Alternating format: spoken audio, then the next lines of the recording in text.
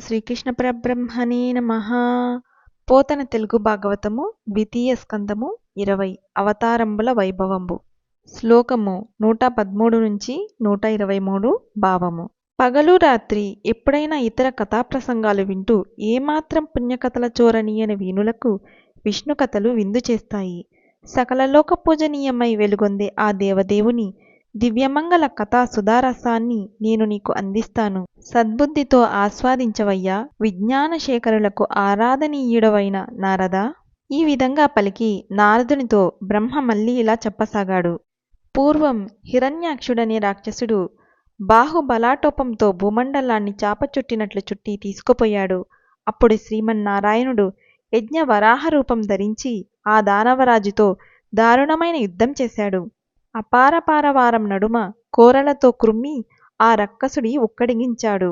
వజ్రాయుధం వేటుకు నేలగూలే మహాపర్వతంలాగా వాడు అతి భీకరాకారంతో మట్టిలో కలిశాడు. ఇది యజ్ఞ వరాహావతార కథ.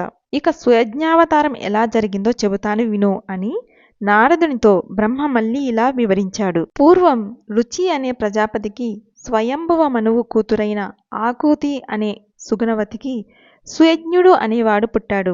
అతడు దక్షిణ అనే కాంతను భార్యగా స్వీకరించాడు. ఆమె కడుపున సుయములు అను పేరుగల వేల్పులను జన్మింపచేశాడు. ఇంద్రుడై దేవతలకు నాయకత్వం వహించాడు. విష్ణువులాగా సమస్త లోకాల దుఃఖాన్ని పరిహరింపజేశాడు. తాత అయిన స్వయంభువ మనువు తన మనుమని చరిత్రకు మనసులో ఎంతో సంతోషించి ఈ పరమ పవిత్రుడు శ్రీహరియే అని పలికాడు. మునీంద్ర, ఆ కారణం వల్ల ఉత్తమ జ్ఞానానికి నిధి అయిన సుయజ్ఞుడు హరి అవతారంగా ప్రశస్తి వహించాడు.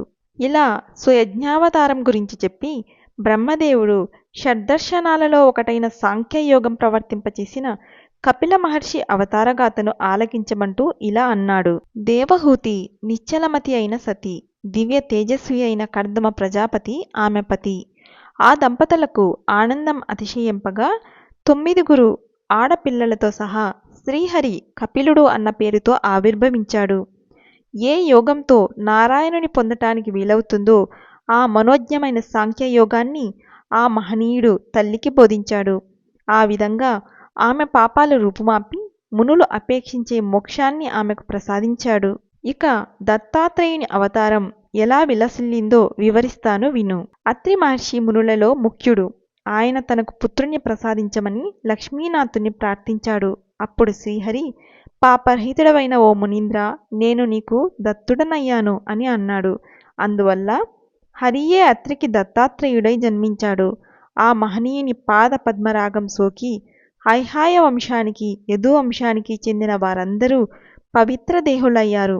ఆయన అనుగ్రహం వల్లనే వాళ్ళు ఇహపర లోకాలు ప్రసాదించే యోగబలం ఆర్జించుకున్నారు. జ్ఞాన ఫలాన్ని, సుఖాన్ని, ఐశ్వర్యాన్ని, శక్తిని, శౌర్యాన్ని పొందారు. తమ కీర్తి ఇంట వెలుగొందుతుండగా ఉభయలోకాలలో ప్రసిద్ధి వహించారు. అలాంటి దివ్యరూపుడైన విష్ణుదేవుని వినుతించడం సాధ్యమా? ఇంకా సనకాదుల అవతార ప్రకారం ఆకర్ణించు. పవిత్రాత్మ నారద, నేను కల్పారంభంలో విశ్వాన్ని సృష్టింపదలుచుకున్నాను. అందుకై తపస్సు చేస్తూ సనా అని పలికాను. అందువల్ల సనా పేరుతో సనకుడు, సనందుడు, సనత్కుమారుడు, సనత్సుజాతుడు అనే 4 పుట్టారు. వాళ్ళు బ్రహ్మమానస పుత్రులుగా ప్రపంచంలో ప్రసిద్ధికెక్కారు. గతించిన కల్పం చివర అంతరించిపోయిన ఆత్మతత్వాన్ని వాళ్ళు మళ్ళీ లోకంలో సంప్రదాయానుసారంగా ప్రవర్తింపచేశారు. నయశీలుడా, ఆ విష్ణుదేవుని కలలతో జన్మించిన వాళ్ళు 4 నిజానికి హరి అవతారం ఒక్కటే. హరి ఓం తత్సత్. సర్వం శ్రీకృష్ణార్పణమస్తు.